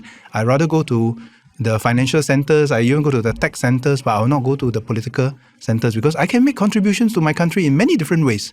Why must I go and do this, especially if the people down there are all looked upon with suspicion, right? So actually, there are even more serious things that we are defending in every election beyond just, how many seats A has versus B and C and so on and so forth, is whether we can continue to inspire good people to come and serve. You ask why there tend to be a bit more public officers than, say, private sector. And the reality is very simple. People like us who grew up in the public service, we spend our entire life in public service. For them to cross from public service to political service, in some sense, is a continuum. They are still serving the country. They are still trying to help the country defy the odds of history, so that we keep our flag flying high, because they have seen how difficult it is for us to come out from a negotiation where people will ask you a very tough question on why should I give you a free trade agreement? Why should I deal with you? Why should I trade with you? They know what is at stake, and it's easier for us to make the case. And maybe their lifestyle is such that they have been serving in the public service for some time. But if I ask you tomorrow to join me, your first question is your public scrutiny. Your next question will be what happened to my family, what happened to my pay, what happened to my career. And these are practical considerations. So I'm not saying that the people in the private sector don't want to join. But if we can get them prepared to set aside their careers, then we welcome them. And we have people in the private sector that have stepped forward. And we hope to have a team that composed of different people from different backgrounds. But on the other hand, I also think it's rather unfair. If someone joins the PAP and he comes from a poor background, having joined the PAP, suddenly he's branded as elitist because you come from a rich background and you're successful. On the other hand, if he's not successful and we bring him in, then what will people say?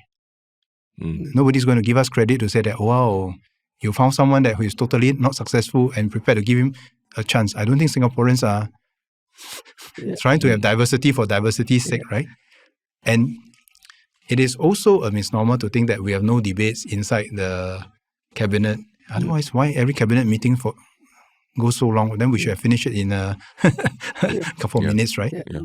You mentioned the unfairness of people thinking that way, but don't you think that the PAP, be it the individual, be it the party, also has a role to play in people feeling that way? And I'll give you some context. Like if you ask me right now, as a layperson who has interacted with political candidates, politicians from across the different parties, if you ask me, it almost feels like if you're joining the PAP versus joining the opposition, I think just by virtue of it, if you're joining the opposition, it's a bigger risk.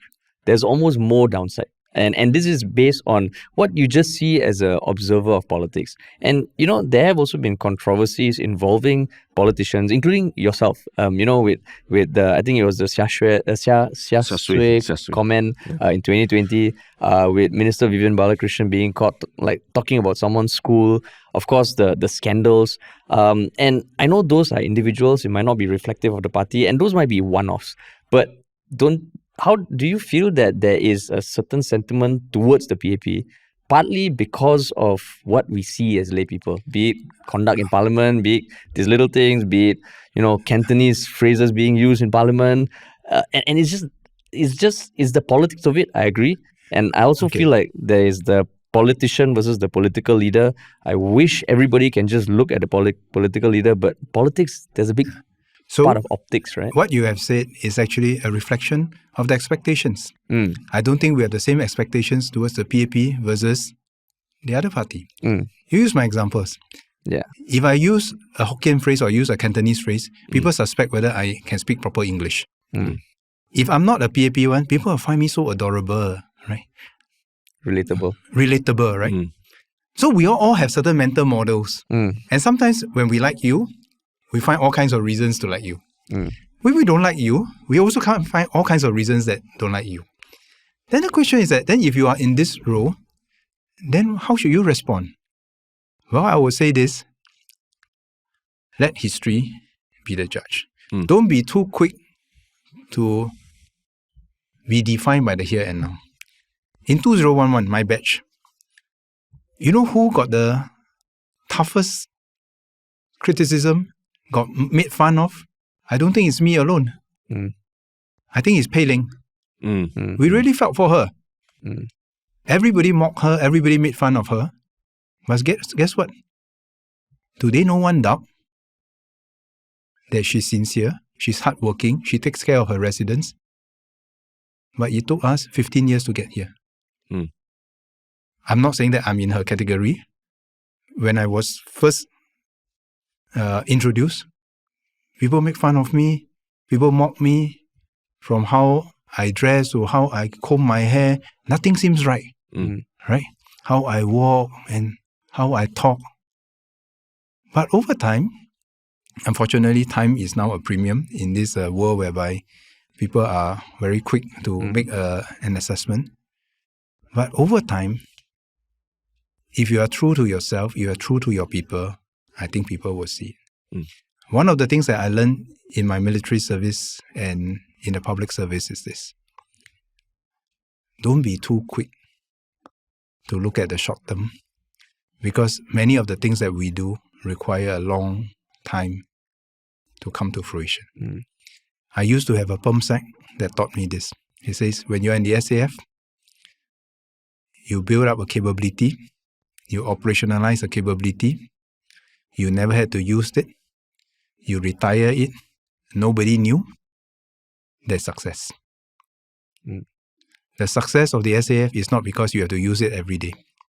The success of the SAF is because you have no need to use it, because people have no doubt about you. And in education, it's the same thing. Our success is not defined by the here and now. Our success is defined by how the next generation can be better than us. Right? So, yes, we will be subject to this ridicule. We're subject to this. Everybody will pick on a word that you have said or said wrongly, and people will be harsh.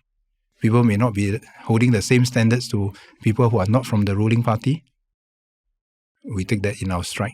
And we pick ourselves up when things are down. It's like what my wife always tries to encourage me. When people praise you, don't let it get into your head.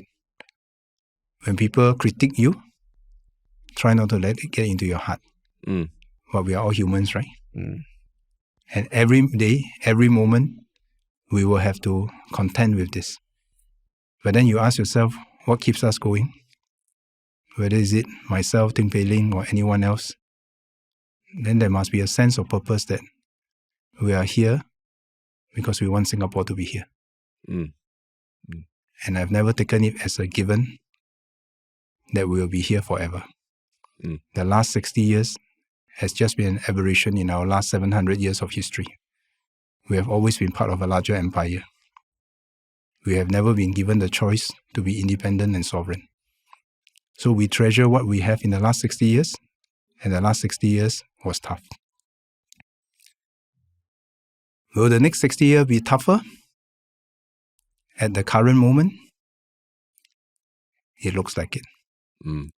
But what gives us confidence is that compared to 60 years ago, we have a bit more depth.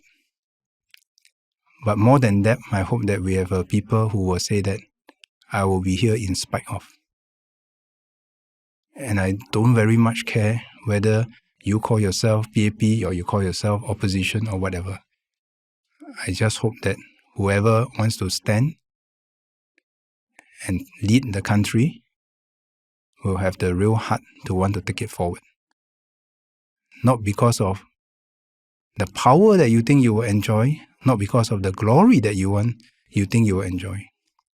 I think if we look back at even the life and times of LKY, I don't think he started and he was Mr. Popular to everyone.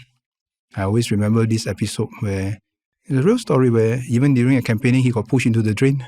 I mean, you all probably have heard of that story before. But he never measured his contributions and success by the here and now. Otherwise, it would have been quite a different Singapore. But it takes conviction to say that this is the way we think is best for the country and people, and we will pull everyone together and get there. It's easy to say that, see, this is what you all want. And it's very common right now. People say, this is what the people want. This is what the people are talking about. I'm just reflecting it. Yes, we reflect what the people want. We reflect what the people say. But that's the difference between a politician and a political leader. After reflecting what people say and what people want, do we help to bring people together, overcome the differences, and say, let's go this way together? Now, that is difficult. I don't think, and I will be the last one to claim that I have contributed much to the country or anything. I will never know. I just hope that my children will still be able to call themselves Singaporeans, and they want to be called Singaporeans. It's not easy. Yeah. And that's why I always tell now I go to the Polytechnic and JCs and university to talk to them every other day. I always remind them that, guess what? If you are lucky enough, in 40 years' time, you guys will be the one organizing the SG100 NDP. And I hope that if I'm still around, we'll be able to see the fireworks at the NS Square together. But I've never taken it as a given that you will be so. And is that something that you think about like every night, like it keeps you up at night? I know you get 6 hours of sleep, but not every night, but every moment. Maybe because I grew up in the SAF, I've never taken it as a given that we'll be here effortlessly. Once I went back to the SAF and gave a talk to some commanders, and I asked them this question. I said that, do you think we will be able to celebrate SG100? They all put up their hand. Then I look at them. I say, well, if you guys think that this is going to be easy and effortless, then why are you still wearing the uniform? The fact that you are wearing the uniform is a statement that we are not taking this for granted. Then it dawned upon them what it means to wear the uniform. But it's tough because every year of success, the memories will become more vague. And after a while, we might drink our own Kool-Aid to think that we'll be here effortlessly. No, it's just like now, when people say that, oh, shouldn't we be very happy with 10% tariffs? Then I ask, can that change? People think of how we can get from 10% to 0%.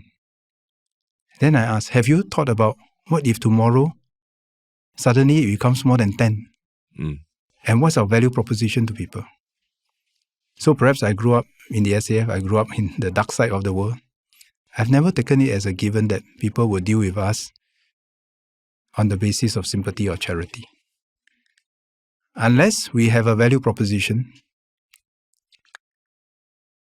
unless we earn our keep, nobody has to bother with us very much. But on the other hand, I don't want our younger generation to always live in fear, live with a siege mentality. After 60 years, I think we can do something more than just survive and thrive. We can also, through the power of our ideas, the power of our example, be a shining beacon to inspire the world. Even simple things that we do together, how we build a multiracial society, it's not easy.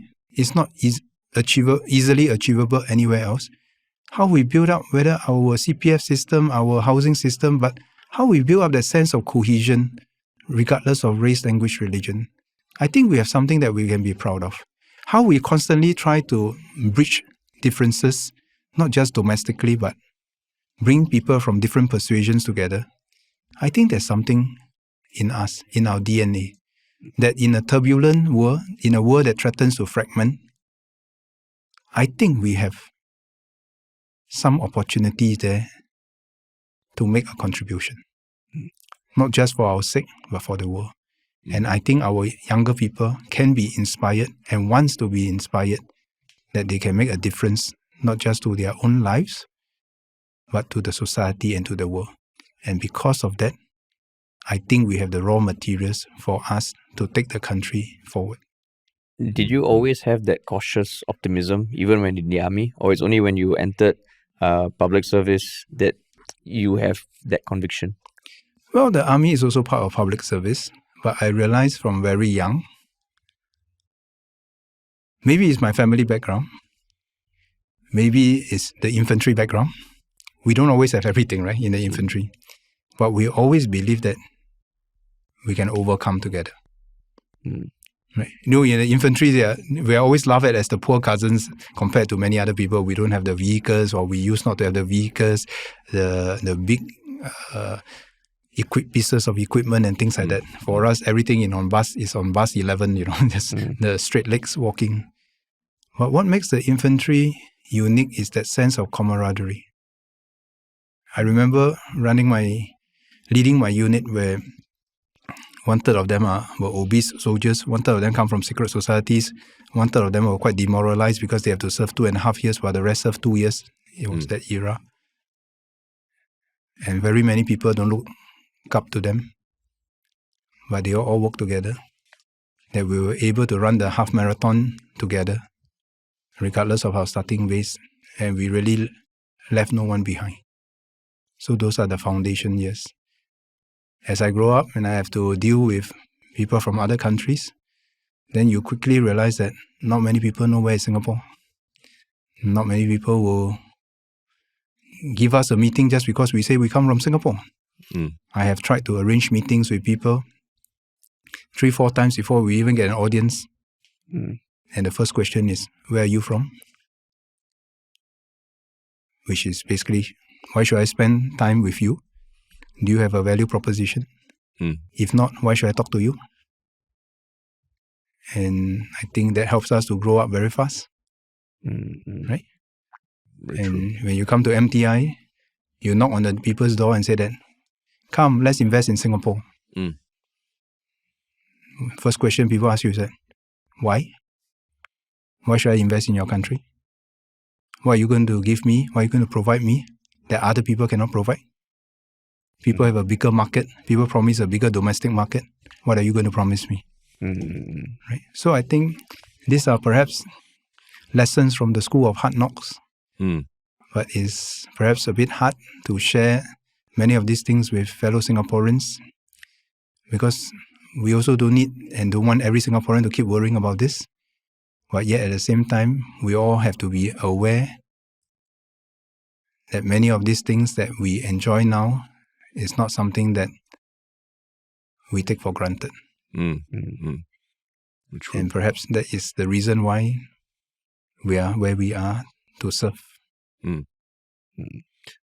I did want to ask you, like you said, Singaporeans sometimes, maybe this message doesn't go through as easily. Over time, since you entered politics in 2011, have you changed your communication style from, what it was previously in the public service in the military versus today? Because today, there are a lot of people who tell me when they worked with you, you're the smartest person they've ever worked with and all that. But at the same time, like you said, there are people who criticize your way of talking and all. Have you had to code switch or adjust the way you communicate these things?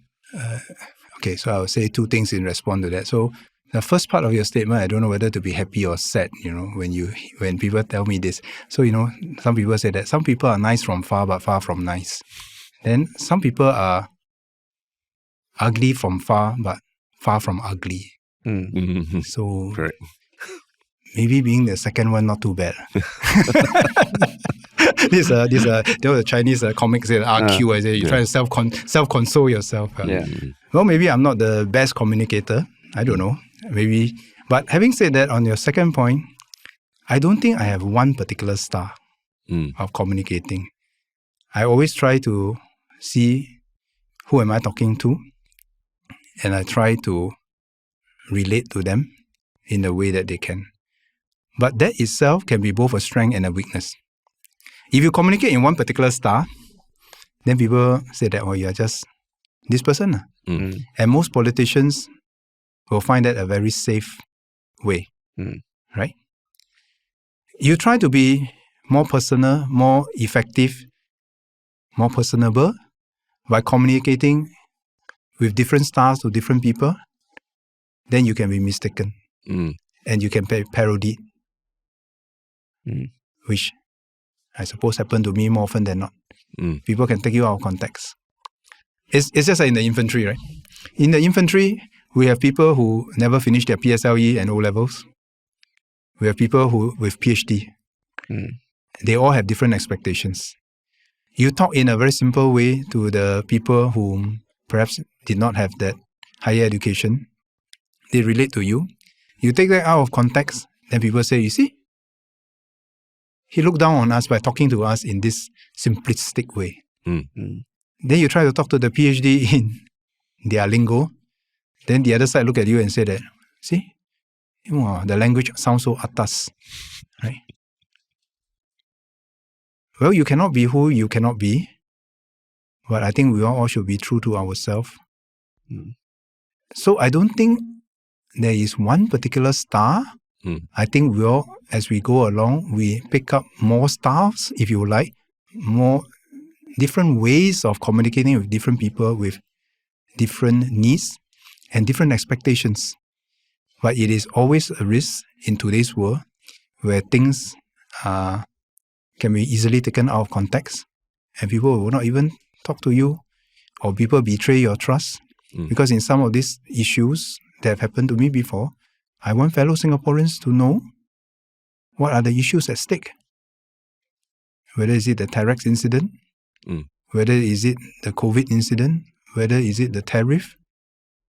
But if Singaporeans, if we betray each other's trust, then one day we will end up just talking platitudes and not helping fellow Singaporeans to understand. Every month I take a risk in this, at least. For the last 15 years, every month I have an informal policy discussion, inviting Singaporeans. We talk about issue one at a time. We don't talk about the what or the how. We talk about the why. And where does this happen? In my CC. Because I was very frustrated with what I call slogan politics. I want every Singaporean, to the extent possible, to understand what are the choices, what are trade-offs, what are options we have. Because circumstances can change, and circumstances will change. And it's incumbent upon us to help our people understand that even one day when we are no longer around, our people will say that these are our considerations, these are our guiding lights, and these are the ways that we can make the decision. Is that dangerous? It's very dangerous. You can have someone come in, betray the trust. You can get someone come in and quote you out of context. You can have someone come in, parody what you say, and you cause an incident. But then we have to ask ourselves, which is more important? Helping our own people to come together to understand the issue, or just our own survival? And this is open to anyone to attend. Yes. But you got so popular, so now I no longer I no longer publicize it, except in my own GRC. But the people know, they spread the news and people come. Yeah. But I don't give them the answer necessarily, but I try to ask questions to invite people to think about an issue. Because at the end of the day, it's not what answers I tell them. It's what answers we own together as Singaporeans. And it gets harder nowadays because of all these different media channels that we can have. But I still believe that to the extent possible, we need to share with Singaporeans what's at stake in our own ways. But I can also do the self-preservation thing and not do any of this. But it's a choice that we all have to be comfortable with. So in the lead up to elections, what's like your one piece of advice for anyone who is going to be casting a vote? Well, choose the people whom you think that can take good care of you at a constituency level, can form a good government at the national level, and fly the Singapore flag at the international level. Because more than ever, we will need people with the gumption and the fortitude to negotiate, clobber together the alliances and groupings for us to continue to survive and thrive. In a world that has changed, where previous agreements and alliances may no longer be sacrosanct, we have to constantly reinvent our value proposition, and we have to find the best people possible individually and to wheel them into a team that can fly the Singapore flag. I know we are all concerned with cost of living. There are challenges in many areas, from healthcare, housing, transport. All these, I think, we can manage and we can solve. If only we have the right people whose hearts are at the right place, who will be open, honest, transparent to share with fellow Singaporeans what is at stake, how we manage such issues, what are the trade-offs that we have to consider to be responsible not just for this generation but to the next generation. And and I certainly don't hope that we end up with people coming in with more slogans to rile up the mood, to what they call generate more heat and not like. Because I think we should not do Singaporeans a disservice by thinking that Singaporeans don't understand such issues or don't want to understand such issues. I think we are very proud as Singaporeans that we take our governance seriously. We want people who are serious-minded with the right values, integrity and commitment to fly the Singapore flag. And in a tough world, when we go and negotiate with people, we want to have the confidence that we have Singapore with us. And people will only take us seriously, and we have been through this. I have been through this as MTI Minister. People only took me seriously because they have confidence that my people are with me. That this is not someone whom they will talk to today and doubt whether he'll still be around tomorrow or whether his people will still be with him tomorrow. That gives us credibility. Otherwise, I don't think as a small, tiny little country no matter how rich we think we are just a rounding error in the global scheme of things, that people will take us seriously. So that's what I hope to see. And it has nothing to do with what number which party get. Regardless of which party, I hope we have people whose heart are at the right place.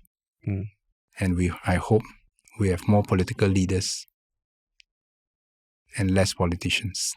Well, I almost feel you're going to take out your camo cream and put it on. I'm signing on now. They'll take me back. You say, Don't worry. No, but I mean, thanks for just everything you've shared.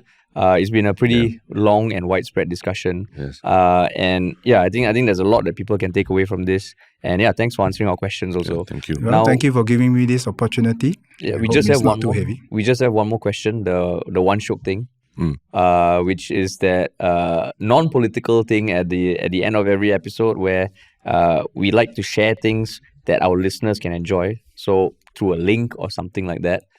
For example, Terence and I can go first, and then you still have a few more minutes to think, lah.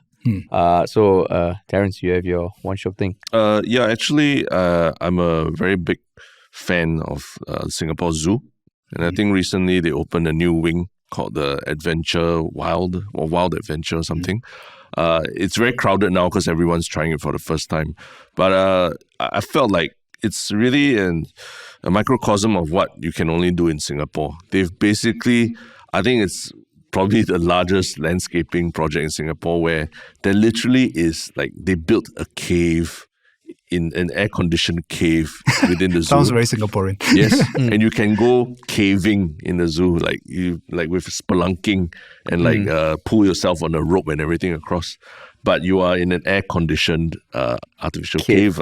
But it's still, there's educational value. They tell you about animals in the cave and all that. So, I mean, I was just amazed that, we will go to the extent to recreate it. But at the same time, it's, a very only in Singapore we can do that. If we don't have caves, then we'll build them. And air conditioner. That's crucial. That's crucial. So I would say, if you like the zoo, it's a new way to experience the zoo. You can go bungee jumping and things like that alongside all the animals. Yeah. Okay. So are you a friends of the zoo?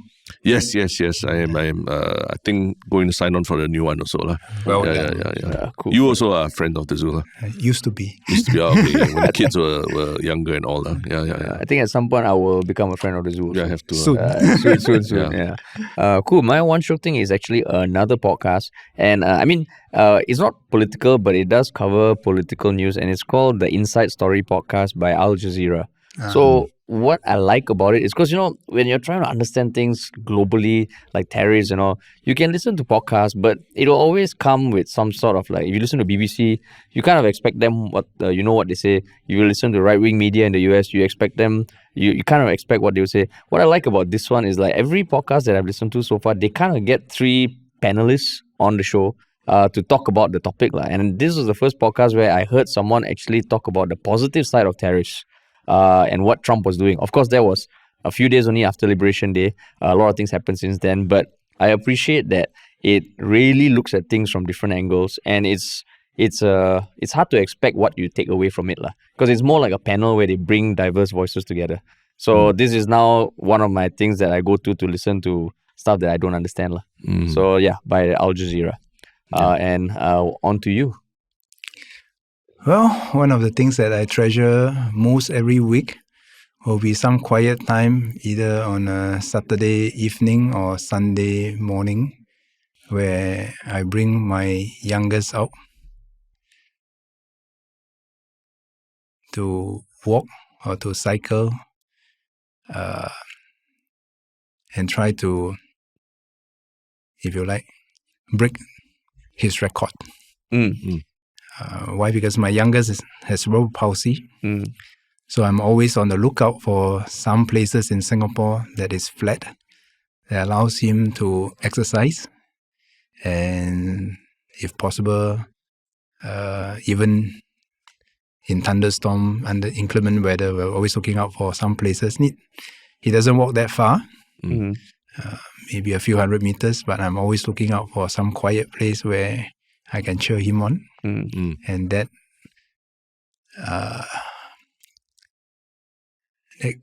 reminds me of why we are doing what we are doing. Because I hope that every child in Singapore, regardless of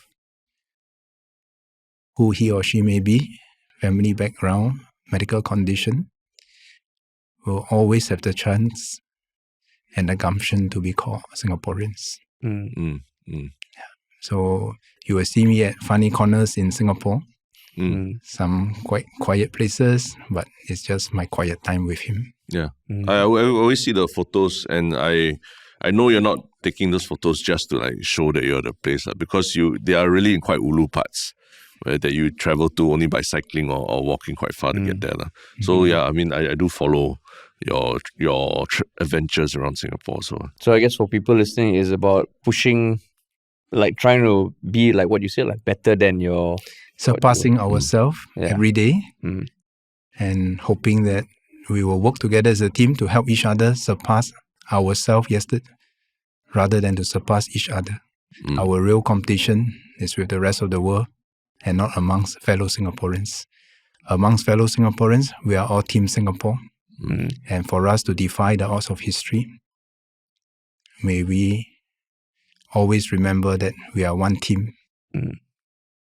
Awesome. Well said. Yeah. Okay. Thank you so much, Mr. you, Chan. Mister. Thank you. Thank you so much. Thank you for having me. Thanks for coming on, and all the best for the coming weeks.